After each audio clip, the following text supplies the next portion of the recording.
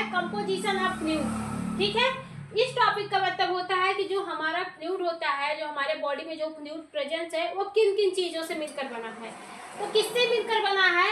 Water से मिलकर बना है। इसमें वाटर ही सबसे ज्यादा प्रेजेंस रहते हैं। वाटर ही क्या होते हैं, सबसे ज्यादा क्वांटिटी में क्या पाए जाते हैं? वाटर पाए जाते हैं। फिर आपका इलेक्ट्रोलाइट होता है, प्रोटीन होता है, न्यूट्रिएंट होता है और वेस्ट प्रोडक्ट होता है, हार्मोन्स एंड एंजाइम होता है।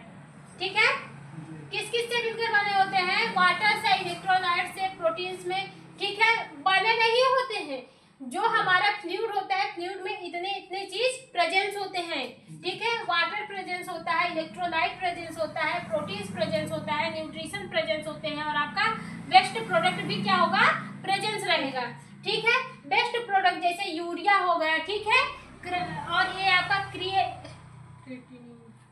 क्रेटिनिन हो गया। ठीक है, यूरिया हो गया, क्रेटिनिन हो गया, कार्बन डाइऑक्साइड हो गया और आपका हार्मोन्स हो गया। नहीं, कार्बन डाइऑक्साइड से पे ही तक है। ठीक है, स्टार्टिंग से देखते हैं। जो वाटर होता है, वाटर आपके फ्लूइड में 60 से 70% तक प्रेजेंस रहता है अकॉर्डिंग टू बॉडी वेट। ठीक है, किसके according to body weight? Body weight के हिसाब से ये आपके बॉडी में 60 से 70% तक प्रेजेंस रहता है। इसमें भी फ्लूइड में इलेक्ट्रोलाइट भी पाए जाते हैं, जैसे आपका सोडियम हो गया, पोटेशियम हो गया, क्लोराइड हो गया, क्लोराइड हो गया, बाइकार्बोनेट हो गया, कैल्शियम हो गया और आपका क्या है? मैग्नीशियम हो गया। ठीक है, फिर आपके प्रोटीन्स भी कुछ प्रेजेंस होते हैं, जैसे आपका होगा एल्बुमिन, ग्लोबुलिन्स। ठीक है, ये जो आपके प्रोटीन्स होते हैं ये मेनली कहाँ पे प्रेजेंस रहते हैं? प्लाज्मा में प्रेजेंस रहते हैं। ठीक है, फिर न्यूट्रिएंट हो गए, जैसे ग्लूकोज हो गया, अमीनो एसिड हो गया, फैटी एसिड, ये भी क्या होते हैं? हमारे फ्लूइड में प्रेजेंस रहते हैं। ठीक है, बात समझ में आ रही है? वेस्ट प्रोडक्ट जैसे यूरिया हो गया, क्रायोटीन, क्या है यहीं पे अटक जा रहा है, क्रिएटिनिन, यूरिया हो गया, क्रिएटिनाइन हो गया, क्रिएटिनाइन है। ठीक है, यूरिया हो गया, क्रिएटिनाइन हो गया, कार्बन डाइऑक्साइड हो गया और आपका हार्मोन्स एंड एंजाइम हो गया। ठीक है, इतने भी चीज हमारे क्या होते हैं? जो हमारे फ्लूइड होते हैं उसमें प्रेजेंट होते हैं। जो एक ह्यूमन बॉडी में जो फ्लूइड प्रेजेंस होते हैं, जो ह्यूमन बॉडी में जो फ्लूइड होते हैं उसमें ये सारे कंपोनेंट्स पाए जाएंगे। ठीक है, बात समझ में आई? फिर इसके बाद फंक्शन क्या होते हैं जो ह्यूमन बॉडी में, मीन्स कि जो ये फ्लूइड होते हैं इसका फंक्शन क्या होता है, इसका रोल क्या होता है, कौन कौन सा फंक्शन हमारे बॉडी में करवा रहा है? आखिर भाई प्रेजेंस है तो कुछ रोल होगा तभी ना।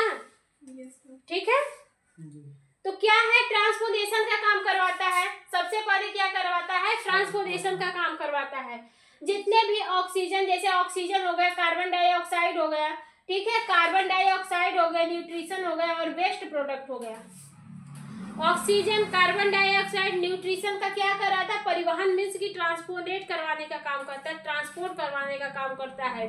ठीक है, फिर इसके बाद रेगुलेट कहाँ पे ट्रांसपोर्ट करवाता है? डिफरेंट बॉडी तक क्या होता है? न्यूट्रिशन को भेजता है, ऑक्सीजन को भेजता है। ठीक है, और वहां से कार्बन डाइऑक्साइड को पकड़ता है और वेस्ट प्रोडक्ट जो होते हैं ऑर्गन के पास उसको उठाता है और हमारे लंग्स को दे देता है। लंग्स उसको क्या करता है? बॉडी से बाहर निकाल देता है, या फिर हमारी जो स्वीट वगैरह होती है उससे बाहर निकल जाता है। यूरिन के थ्रू भी क्या होते हैं? बाहर निकल जाते हैं। रेगुलेशन, यह हमारे बॉडी को रेगुलेट भी करता है। हमारे बॉडी के पीएच को रेगुलेट करता है, बॉडी के टेम्परेचर को रेगुलेट करता है और जो बॉडी में जो इलेक्ट्रोलाइट होती हैं, जो हमारे केमिकल्स होते हैं इलेक्ट्रोलाइट्स, जैसे मैग्नीशियम हो गया, कैल्शियम हो गया, फास्फोरस हो गया, इसको क्या करता है? इसके कंसंट्रेशन को रेगुलेट करने का भी काम करता है। कौन? Fluid, human fluid. ठीक है, फिर लुब्रिकेंट, हमने बताया था कि कुछ फ्लूइड क्या होते हैं, कुछ ऑर्गन को लुब्रिकेंट भी बनाते हैं। जैसे जॉइंट के पास में हमारा कौन सा फ्लूइड पाया जाता है? साइनोवियल फ्लूइड पाया जाता है, जो जॉइंट को क्या करता है? लुब्रिकेंट बनाता है। आई का फ्लूइड हम लोग इंट्राओकुलर फ्लूइड से नाम से जानते हैं, वो हमारे आँख में पाया जाता है और आँख के जो पुपिल्स होते हैं उसको क्या करता है? लुब्रिकेंट बनाता है। ठीक है, फिर इसके बाद सलाइवा, जो सलाइवा होते हैं, जब आप खाना खाते हैं तो खाना क्या ऐसे ही घोट जाते हैं?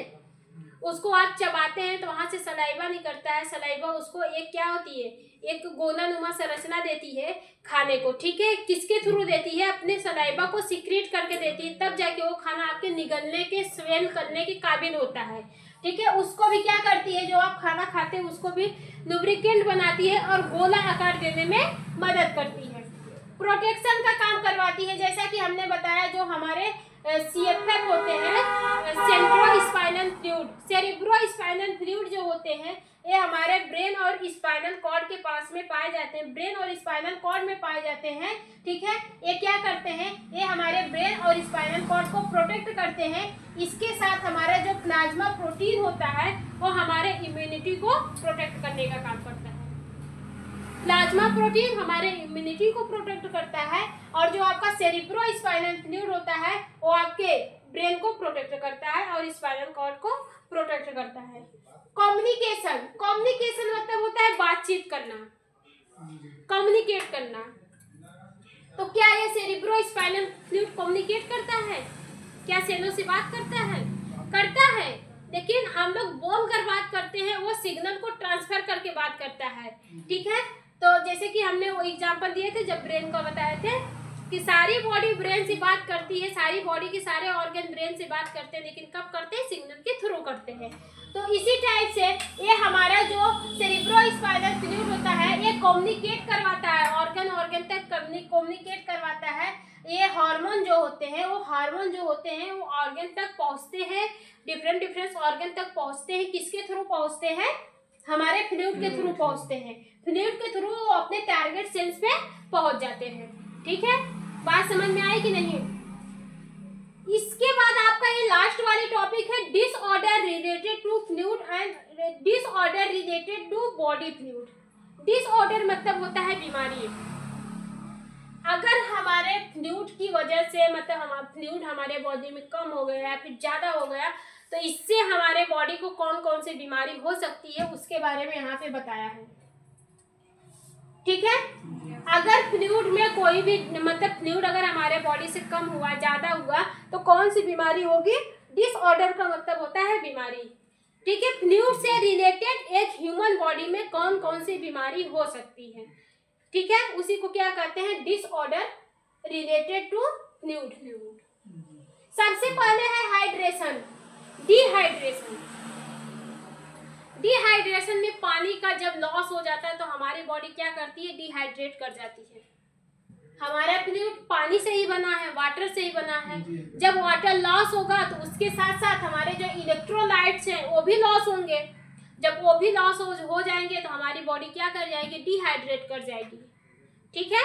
तो उसी प्रोसेस को क्या बोलते हैं, डिहाइड्रेशन बोलते हैं। उसी बीमारी को क्या बोलते हैं, डिहाइड्रेशन बोलते हैं। डिहाइड्रेशन एक ऐसी बीमारी है जिसमें मैक्सिमम अमाउंट में हमारा वाटर लॉस हो जाता है और हमारा जो इलेक्ट्रोलाइट होता है वो भी लॉस हो जाता है।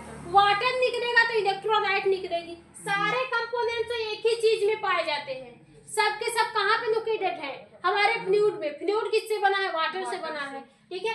अगर पानी निकलेगा तो पानी के साथ सब निकलेगा, पानी के साथ सब निकलेगा। जैसे आप कोई भी चीज ले लीजिए, जैसे आप एक घोल लिए किसी का, ठीक है, उसमें आप नींबू मिला दीजिए, नींबू का पानी, चीनी, जैसे आप एक पानी लिए उसमें नींबू डाल दीजिए, चीनी डाल दीजिए, ठीक है, और उसको घोल दीजिए।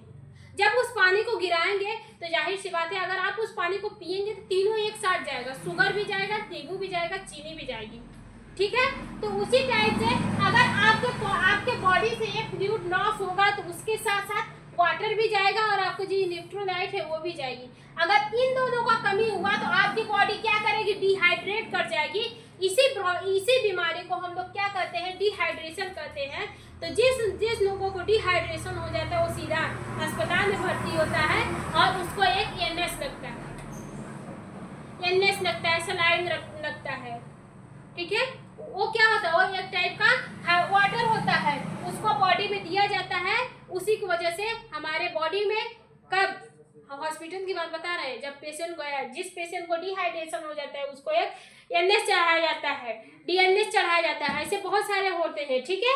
तो जैसे ही हॉस्पिटल में पहुंचेगा उसको एक नस के थ्रू दिया जाता है, कंटिन्यू चढ़ता रहता है। वो जो पानी चढ़ता है वो बॉडी में जाता है और बॉडी के फ्लूइड को मेंटेन करता है, मींस कि वाटर को मेंटेन करेगा, इलेक्ट्रोलाइट को मेंटेन करेगा। वो सिर्फ वाटर नहीं रहता है, उसमें बहुत सारे केमिकल्स भी होते हैं, इलेक्ट्रोलाइट्स भी होते हैं, एनर्जी भी होते हैं, ग्लूकोज भी होते हैं, जो आपके बॉडी को प्रोवाइड करता है और आपकी बॉडी हाइड्रेट हो जाएगी। ठीक है। फिर इसके बाद आपका आता है कौन सा, ईडिमा। ईडिमा एक ऐसी बीमारी होती है जिसमें आपका क्या होता है, इंटेस्टाइन, जो हमारी इंटेस्टाइन होती है, जो हमारी आंत होती है, उसमें एक्सेस अमाउंट क्या होते हैं, फ्लूइड हो जाते हैं। जो हमारी एक इंटेस्टाइन होती है, हमारी क्या है, इंटेस्टाइन है, ठीक है। इसमें ऐसे ऐसे करके बना होता है, ठीक है, ऐसे ऐसे करके हमारा क्या है, इंटेस्टाइन है। इसमें आपकी लार्ज इंटेस्टाइन है और आपकी स्मॉल इंटेस्टाइन है। इसी के स्पेस में जब हमारे फ्लूइड का कंसंट्रेशन बढ़ जाता है तो कौन सी बीमारी होती है, ओडिमा होती है, ईडिमा होती है, ओडिमा नहीं ईडिमा होती है। कौन सी बीमारी होती है, ईडिमा होती है। यहाँ पे लिखा है access fluid in the intestinal space. जब इंटेस्टाइनल के स्पेस में फ्लूइड की कंसंट्रेशन बढ़ जाती है, एक्सेस अमाउंट में हो जाती है, तो ये एक बीमारी हो जाती है जिसको हम लोग क्या बोलते हैं, एडिमा। इलेक्ट्रोलाइट्स इम्बैलेंस, ठीक है, इलेक्ट्रोलाइट्स इम्बैलेंस। अगर हमारे फ्लूइड में इलेक्ट्रोलाइट्स की कमी हुई, अगर हमारे फ्लूइड में इलेक्ट्रोलाइट्स की कमी हुई या फिर फ्लूइड जो है वो उसमें इलेक्ट्रोलाइट्स का इम्बैलेंस हुआ, जैसे घट गया और बढ़ गया, तो सबसे पहले कौन अफेक्टेड होगा, हमारी मसल्स और नर्व सेल अफेक्टेड होंगी। कौन अफेक्टेड होगा, मसल्स और हमारी नर्व सेल के फंक्शन अफेक्टेड होंगे। मसल्स और नर्व सेल के जो फंक्शन होते हैं वो अफेक्टेड हो जाएंगे, सिग्नल का आना जाना स्लो हो जाएगा, ठीक है। मसल्स का मूवमेंट आप करने में प्रॉब्लम होगी, दर्द होगा वगैरह वगैरह, सारी प्रॉब्लम देखने को मिलेगी। फिर इसके बाद आपका एक और है हाइपोवेलेमिया। कौन सा है, हाइपोवेलेमिया। हाइपोवेलेमिया एक ऐसी बीमारी है जब आपके बॉडी में प्लाज्मा का कंसंट्रेशन बढ़ जाए या फिर प्लाज्मा का कंसंट्रेशन कम हो जाए, तो उस दौरान आपके बॉडी में जो बीमारी होती है उसको क्या कहते हैं, हाइपोवेलेमिया कहते हैं। अगर प्लाज्मा का कंसंट्रेशन कम हुआ तो कौन सा बीमारी होगा, हाइपोवेलेमिया होगा। वहीं पे अगर प्लाज्मा का कंसंट्रेशन इंक्रीज हुआ तो कौन सी बीमारी होगा, यहाँ पे हाइपरवेलेमिया। हाइपरवेलेमिया, हाइपर मतलब ज्यादा, हाइपो मतलब कम, ठीक है। हाइपोवेलेमिया या फिर हाइपरवेलेमिया कब होते हैं, जब बॉडी में प्लाज्मा का कंसंट्रेशन कम हो जाता है या फिर प्लाज्मा का कंसंट्रेशन बढ़ जाता है। जब बढ़ेगा आवश्यकता से अधिक आपको सारी चीजें मिलने लगेगी। जब जरूरत से ज्यादा सारी चीजें मिलेंगी तो जाहिर सी बात है वो भी एक टाइप का नुकसान ही है। कम मिलेगा तो भी नुकसान है, ज्यादा मिलेगा तो भी नुकसान है। तो जब हमारे बॉडी में प्लाज्मा बढ़ जाता है तो हाइपरवेलेमिया होता है, अगर प्लाज्मा कम हो जाता है तो हाइपोवेलेमिया होता है, ठीक है। बात समझ में आई।